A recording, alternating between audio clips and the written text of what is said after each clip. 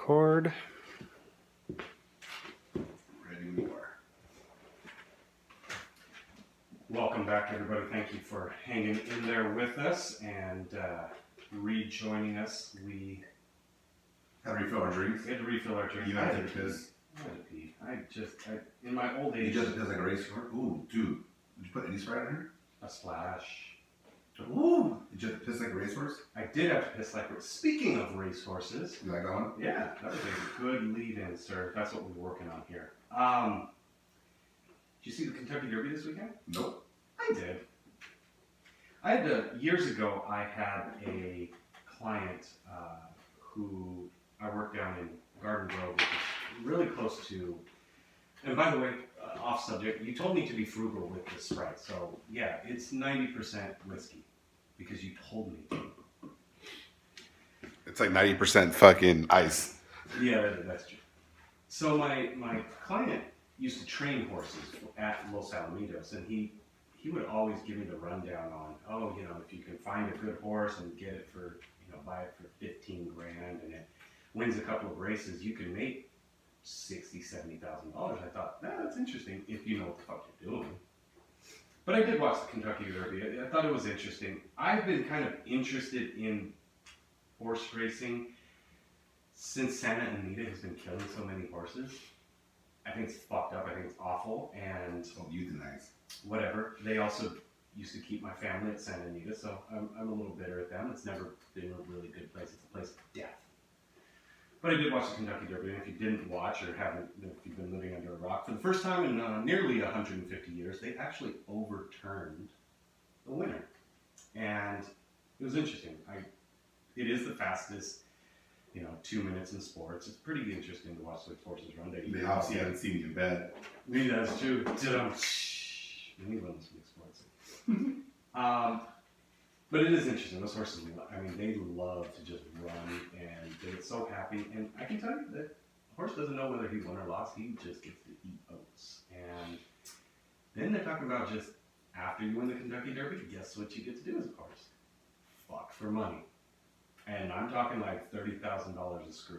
No shit, huh? Oh, yeah. Like, the horse, when they're done racing, they live a good life. They just... If they live. If they don't if barely live. Yeah, if they're not racing at Santa Anita. But I just thought it was interesting. So when you said Los Alamitos, kind of in the long, like near Long. Yeah, so when I was dating one of my exes on Thursday nights, which I don't know if it's like that anymore, but at the time it was free to get in on Thursday nights. Oh. And they just ran the straightaways. Yeah. Okay.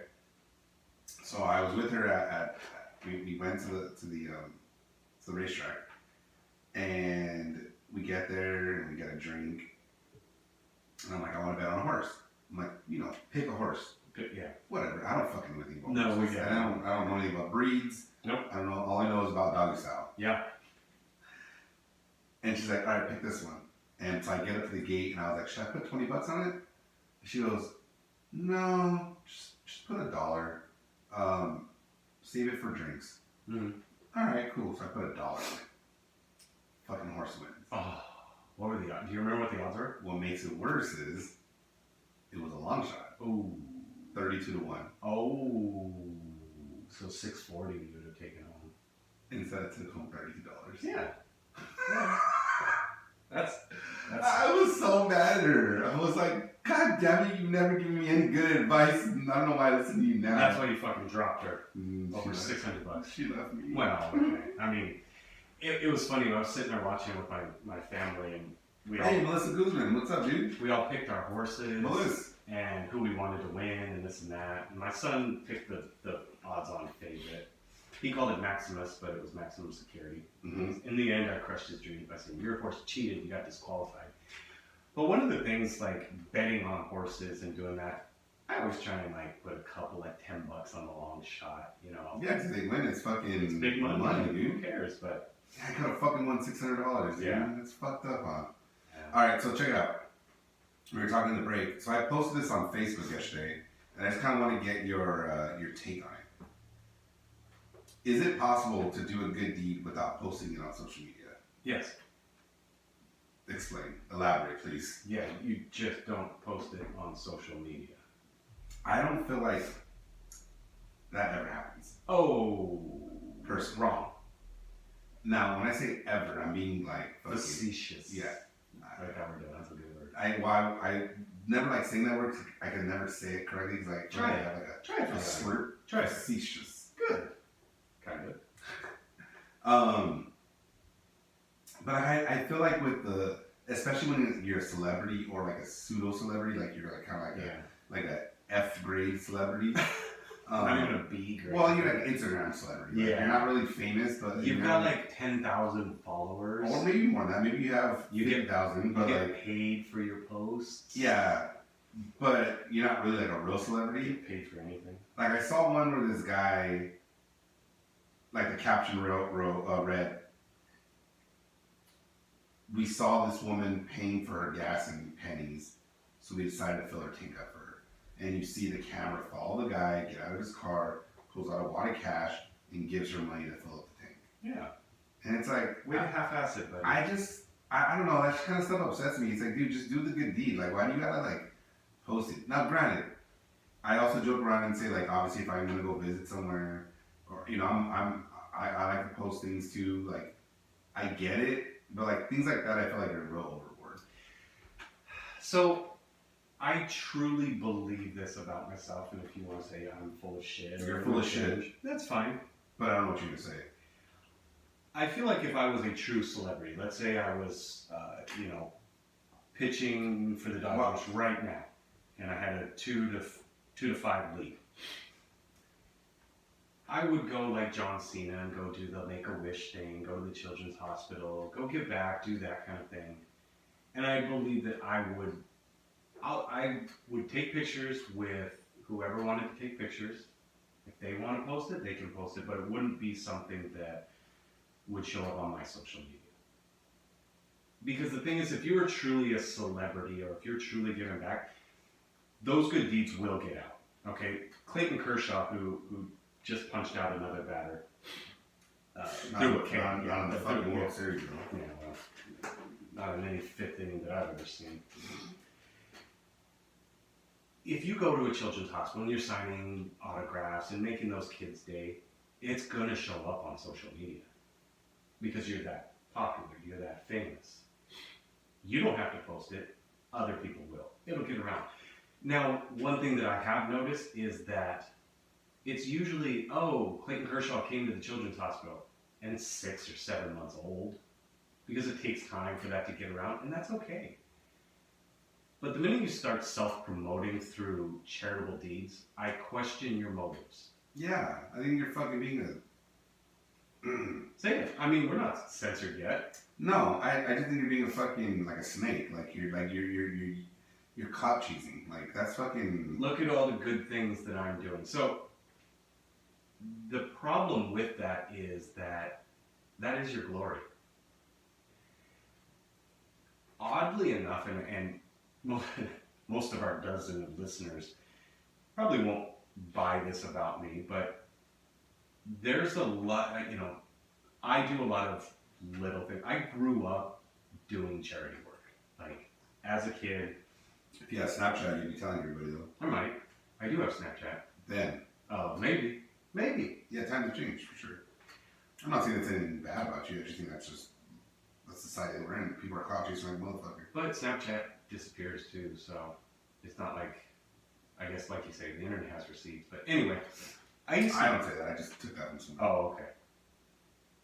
I used to get up every Thanksgiving morning with my dad. And at the time he worked at a grocery store, which no longer exists. Alpha Beta, shout out. He used to be able to order large quantities of turkeys for Thanksgiving. And so his store, he would always order extra ones. Okay, they would buy them, put them with other food baskets, and we would drop them off on Thanksgiving. And I'm talking, I would get, this is Thanksgiving morning as a 6-year-old, 7-year-old, 8-year-old. Get up, go down to his grocery store, which was in Bell, awful place, by the way. And we would load up the truck full of frozen turkeys. I don't disagree. Yep. And then we would go and deliver Thanksgiving dinner to all kinds of people who needed it. When I started driving, we had 2 trucks. So we could do twice as much work. Yay, thanks, Dad. There's nothing better than fucking working on Thanksgiving morning. there have been times where I put the baskets together for the homeless, socks, peanut butter jelly sandwiches, that sort of thing. And the more that you do good things with people, like, it truly gives you a good feeling.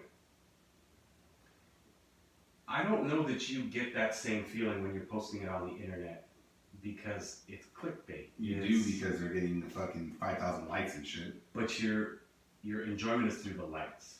Your enjoyment is through the limelight. It's not the person that you're. No, I agree. And when you said Thanksgiving, all I can think about because Mark Torres joined is when he got his tooth knocked out. yeah, on that awesome play. No, getting up. He was getting up. He was getting up. No, I see it too. I see plenty of so it tends to sour you. We all remember, and if you don't, I'm sure you heard, you just forgot about it. The story of the homeless guy who told the lady who broke down on the side of the road, like, I'll go get you gas. Just stay in your car. I know I'm scary because I'm homeless. And he spends the last $20 to get her a tank, a gas at the gas station. And they open the GoFundMe.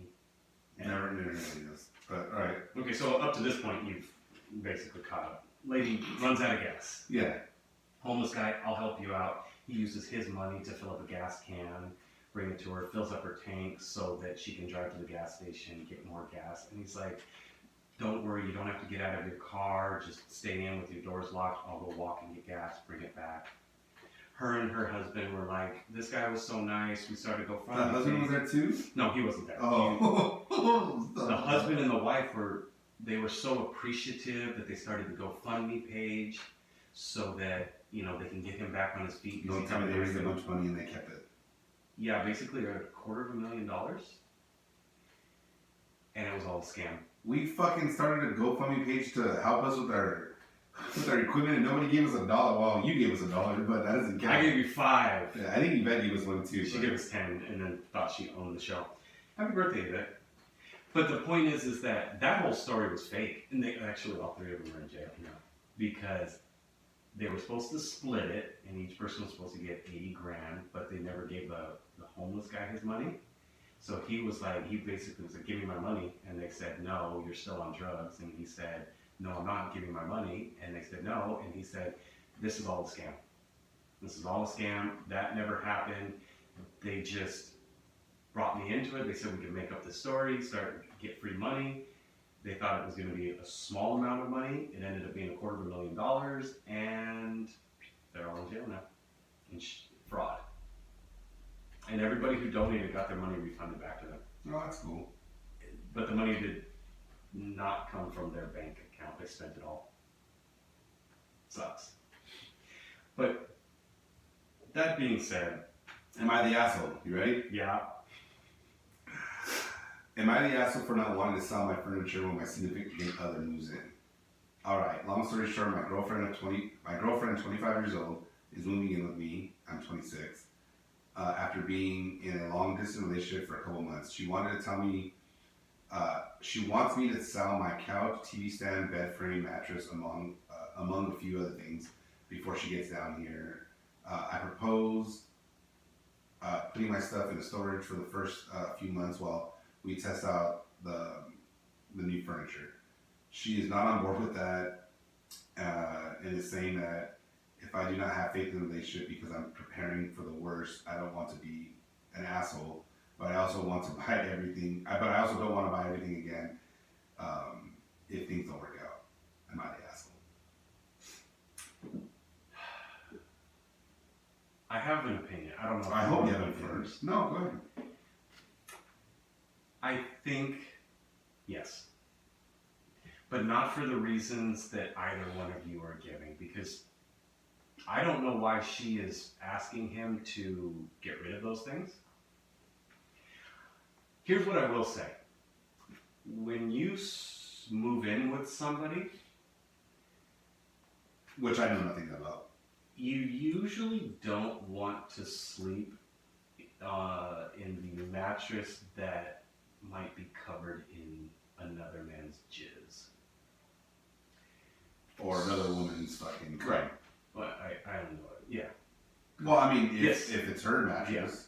Or his mattress. His mattress. Yeah, so you're right. It wouldn't be another man's, but It might be, in his case, it might be another man's jizz. maybe we don't judge. But the bottom line is, I can see the desire to get rid of the things that you're in her situation. Your man was just smashing panty all over, rubbing her sweat, cum-filled ass on, and then like laying there basking in their. It's so dirty and graphic. I like it. Yeah, I know. Yvette's been sick and I haven't gotten any, so I've been horny.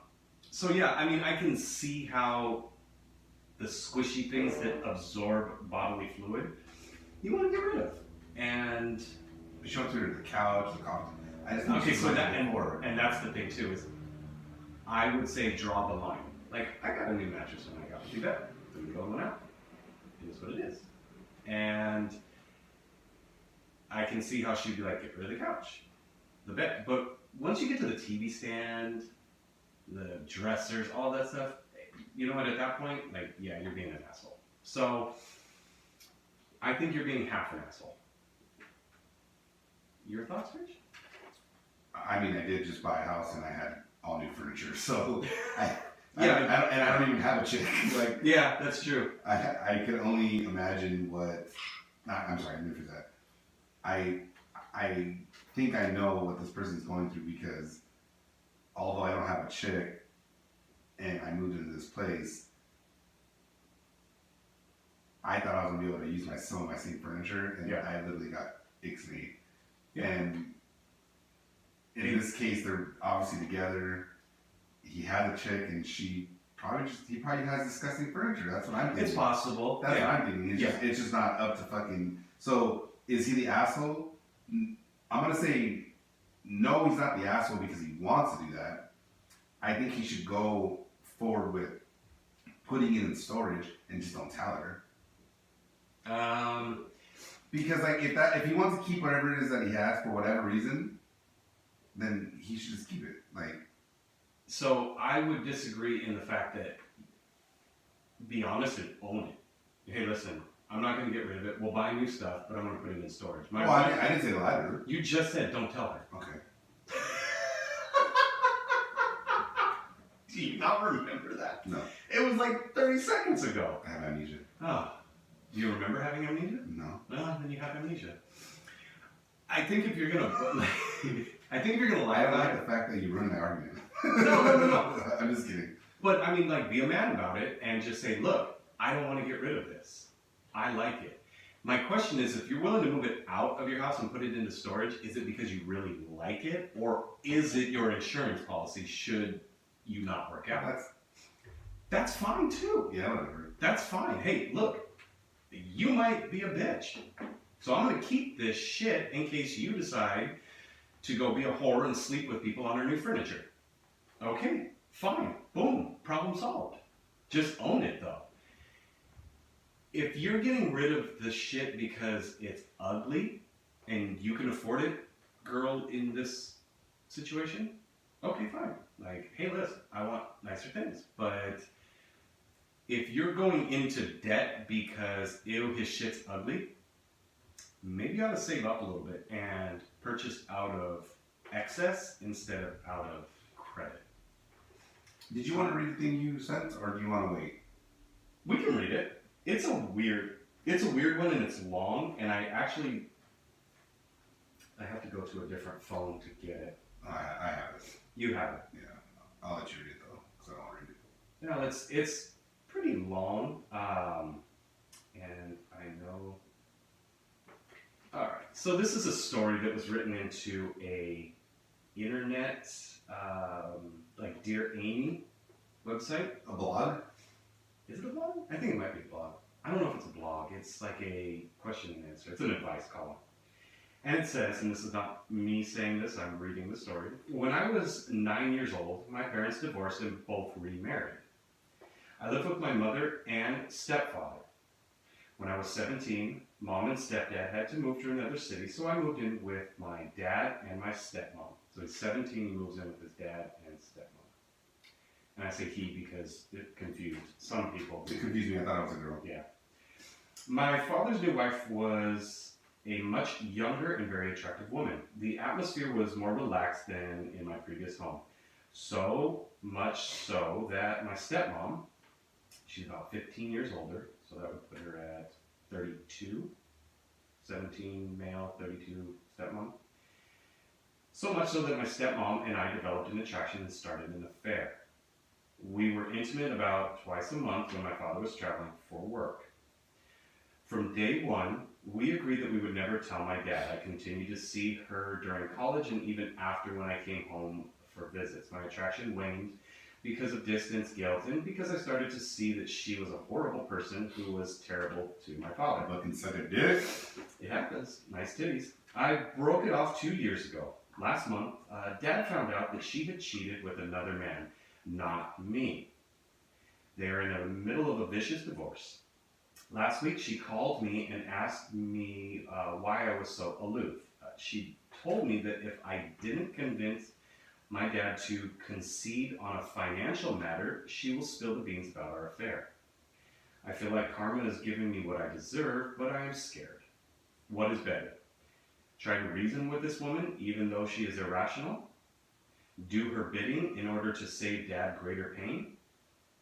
Tell Dad everything myself, knowing that things will never be the same between him, me, and the rest of my family. I just want to do the best thing for him at this point, and I feel powerless. This one's kind of, to me, it's gross. We joke about, we see all the like stepmom porn and everything. I would say this sounds exactly like a fucking porno I saw this morning. I mean, the other day. But I mean, you see those, and first off, none of us believe that porn star who we've seen in about 20 different episodes, who's had like 6 different dads, Yeah, and 8 different brothers. is the same one. No, I don't buy that at all. More so, I think it's just like gross. I'm sorry, but there's like the Eskimo brother thing, which is acceptable. Then there's the my friend loved her, I can't do that line, which gets broken a lot, but most people have that line. But I think that line intensifies when it's like your brother, for example, or your dad, or whatever. Your thoughts on it, Rich? My first thought, honestly, which is probably like The wrong thing? not the wrong thing, but like I think more like I can't even say morally wrong because obviously this whole thing's morally wrong. Is like how much proof is there? Like, is it text messages? Yeah. Is there? That was my first thought. Was like, okay, did we text about this stuff? Did we email? Like, how would this person be able to prove that? Mm-hmm. And then I would figure out from there which direction I would go in. But I'm assuming that if they had been doing this for 6 years, 5 years, or something like that, because he said he did it from 17 to when he graduated college. It was a while, and then for a while after. You would assume there's some sort of dialogue, Yeah. cemented somewhere, right? Yeah. I would think that the best thing was to become just a fucking, just to be honest. Because, like, if you're not honest and, like, you try to, like, convince your dad, like, what are you going to say? Like, if this girl's, like, or lady's, like, a fucking crazy woman and wants, 75% of his money and this and that, and, like, I don't know, just something outrageous, and, like, you're going to be like, nah, Dad, I think you should do that. I think you should just give her whatever she wants. Your life's going to be so much easier. Like, Yeah. you're like, what the fuck? Like, no, she's fucking crazy. Like, blah, blah, blah. And who's to say that even if he were to do that, she wouldn't say anything anyway? Yeah. Listen, there's some things that I just want to punch this person in the face for. Like, I really do. I love my dad. You love your dad. You cross that, like, you're fucked up line. Like, you get what you deserve. If your entire family turns their back on you, like, you get what you deserve. The last line of this, I think, is hilarious to me. Melissa said, tell Dad. Oh, that is true. He was underage. That's true. Wait, I kind of You remember about Melissa? Melissa's probably one of the smartest friends I have, dude. Yeah, but here's the thing: is like, And I'm not talking about just this kind. I'm talking about like when it comes to like business. instantly she was just like statutory. I don't know what the statute of limitations is on that though, but look at a woman just instantly went to how can I put this guy in jail? She goes, I'm sure Dad will be happy to know that that he keeps his money since the courts will sympathize with his dad. That is true, but you may never talk to your dad again. But the last line of the story, I just want to do the best thing for him at this point. You should have done the best thing from the beginning. Right? The best thing for you to do is like just fucking kill yourself. Like, that's fucked up. it is fucked up. And probably not for a dad, because I think it'd been worse if he would have been like, I can't believe she was cheating on me and my dad. Yeah. She said I was the only one besides my dad. Like, I think you and dad should both get tested, because she sounds like a fucking What if she whore. would have got pregnant? Oh, how do you know? Okay, exactly, because they have the same genes, right? Yeah. Though, I mean, I know the son's gonna have obviously some differences because of the you mom. would have to look at the percentage, and the percentage would be like 50% versus. So that would be. That would be close enough to be. And then when the baby comes out, it'll look exactly Oh like. no, you would have no fucking clue. You would have to look at. Does it have any of the real mom's traits, or does it look just like? You couldn't, because they're two different. Yeah, no, fuck that. Listen. I don't know. I think you just be prepared that you're an evil person, and the fact that You're going out. yeah, the fact that your entire family is going to disown you is exactly what you dislike. All of the worst things that you can think are going to happen from being honest with your dad, you deserve. Like, you deserve every bit of it. And anything less than that, you should consider a blessing. You fucked your true stepmom. Like, not a porno where you're like, it's comical almost. You broke the guy code. You broke the father-son code.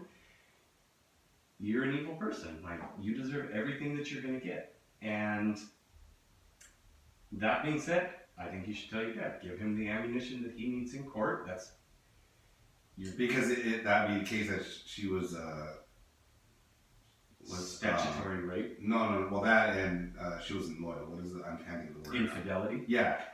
Yeah. Sometimes that matters. Sometimes it doesn't. It truly. I didn't watch Liar, so you're probably right. Right. Though I think there was a clause in that she had to not. But anyway. You deserve every awful thing that you can imagine happen to you. And I think the best thing for you to do is give your dad the leverage to at least win the fight at hand. And if he were You're to winning the battle, but you're going to lose the war. If he ever forgives you, like,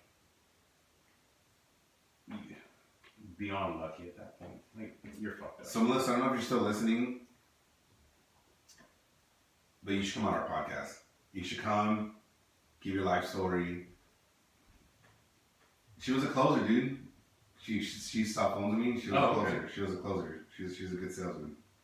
I always like talking business with her. I haven't talked to her in a while, but I only saw you in action at the kiosk one time, and I can't remember if it was Ontario or Cerritos Mall. Shit, I worked everywhere. I know you did, and I can't remember where I cruised by, and I was like, hey, and we talked briefly, but you have deals to close, so.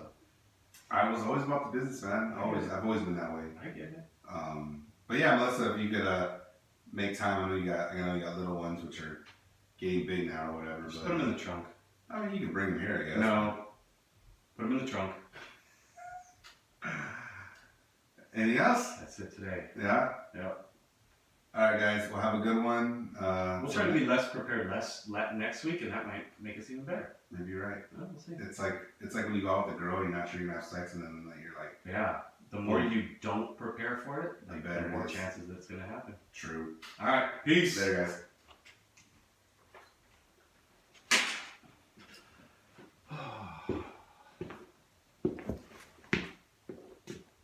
End. into live video.